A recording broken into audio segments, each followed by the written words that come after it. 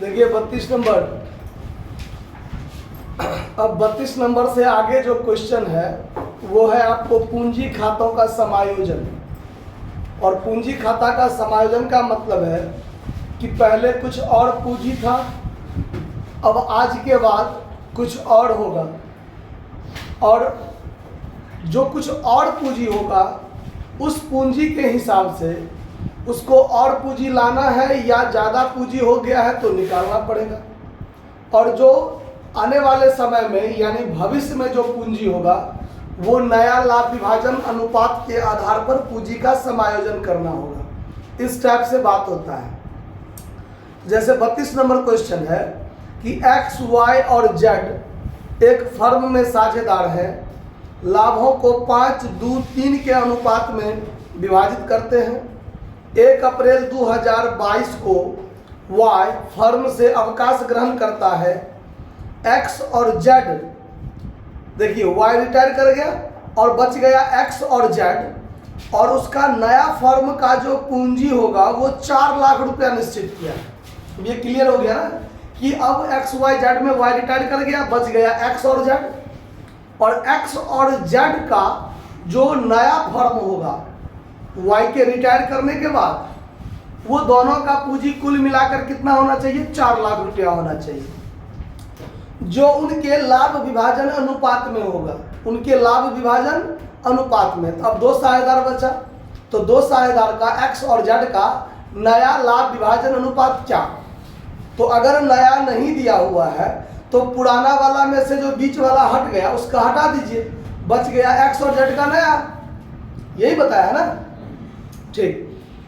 X और Z के पूंजी खातों में अवकाश ग्रहण करने वाले दिन सभी समायोजनाओं के पश्चात 2,90,000 1,26,000 का शेष था।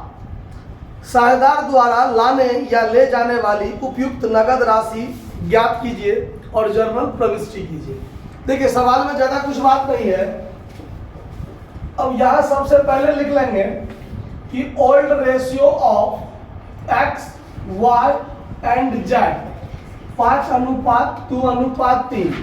अब ये वाई भाई साहब रिटायर कर गए हैं, तो Y is retiring partner, Y is retiring partner, और उसका हिस्सा कितना? 2/10।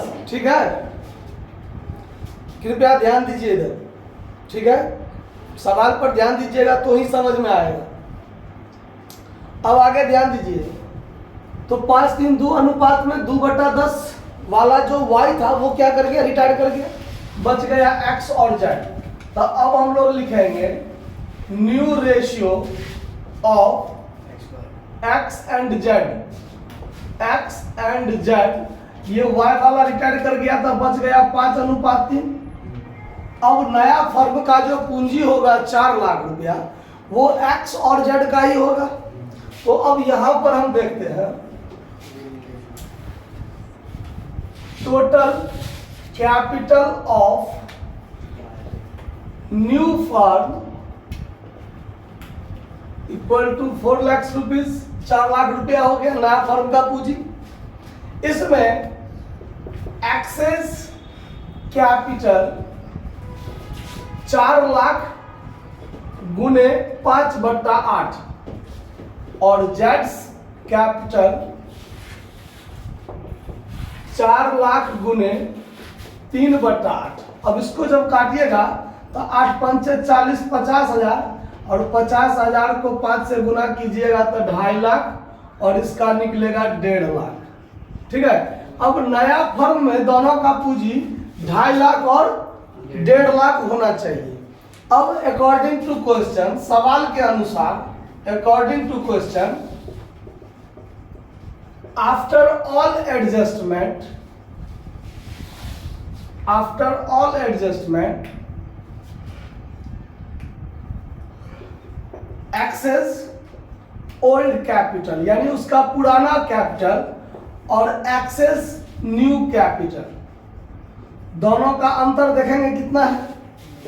देखिए सवाल में दिया हुआ है कि सभी समायोजनाओं के उपरांत 2,90,000 एक्स का पूंजी है, तो एक्सेस ओल्ड कैपिटल कितना 2,90,000 और एक्स का नया पूंजी कितना होना चाहिए 2.5 लाख। मतलब कि ई भाई साहब को 40,000 रुपया निकालने की जरूरत है। मतलब इसको ई क्या करेगा तो अपना 40,000 पूंजी निकाल लेगा, विथड्रॉन करेगा। क्या करेगा विथड्रॉन मतलब निकाल लेगा। समझ में आया बात। सभी समायोजनाओं के पश्चात जब उसका एडजस्ट किया गया तो उसका पूंजी 2,90,000 था, लेकिन नया फर्म का पूंजी 4 लाख के हिसाब से उसका नया अनुपात में जब बांटा गया तो उसका पूंजी 2.5 लाख होना चाहिए, लेकिन उसका पूंजी 2,90,000 है। तो उसका पूंजी व्यवसाय में 40,000 ज्यादा है, तो वो अपना 40,000 क्या कर लेगा निकाल लेगा। ठीक है। अब वाई का देखिए, वाइज ओल्ड कैपिटल, वाई का ओल्ड कैपिटल कितना है 1,26,000 और वाई नहीं सॉरी जेड का ना, वाई तो रिटायर कर गया, तो Jades new capital, Jades new capital, तो जेड का न्यू कैपिटल कितना होना चाहिए 1.5 लाख होना चाहिए ना। अब देखिए इसका ओल्ड कैपिटल था 1,26,000 और उसका न्यू में नया फर्म जब बनेगा तो उसका पूंजी कितना होना चाहिए 1.5 लाख। तो इसको और लाने की आवश्यकता है, मतलब इसको 24,000 रुपया और लाना है। क्या करना है और लाना है, यानी ये क्या करेगा ब्राउट करेगा। ब्राउट मतलब क्या होता है लाना। आया बात समझ में, कोई दिक्कत इस बात को समझने में। तो अब इसके लिए जब हम जर्नल एंट्री बनाएंगे, journal entry in the books of firm, ठीक है। अब देखिए जब ला कौन रहा है, ला रहा है जेड, जेड को लाना है और एक्स को क्या करना है निकालना है। तो जो लाएगा उसका पूंजी बढ़ेगा और जो निकालेगा उसका पूंजी घटेगा। तो अगर हम x की बात करें तो x का पूंजी घटेगा, तो एक्सेस कैपिटल अकाउंट दिया टू कैश या बैंक अकाउंट जो लिखिए, ये आदमी 40,000 अपना पूंजी क्या कर लेगा निकाल लेगा। नरेशन लिख देंगे being cash withdrawn by X for adjustment of capital in new firm, ठीक है। अब देखिए अब जब ये आदमी जेड इसको 24,000 क्या करना है लाना है, तो लाना है तो व्यवसाय में रुपया आएगा, रुपया आएगा तो कैश अकाउंट दिया 2 और इसका पूंजी क्या होगा जेड का पूंजी बढ़ जाएगा। तो पूंजी बढ़ाने के लिए क्रेडिट करते हैं, तो यहाँ 2 जेड्स कैपिटल अकाउंट कितना रुपया 24,000 इसको क्या करना है लाना है। तो यहाँ पर एंट्री क्या बन जाएगा being cash brought by Z for adjustment of capital in new firm. समझ में आ गया बात की, बात समझने में कहीं कोई दिक्कत है? दिक्कत नहीं होगा, नोट कर लीजिए।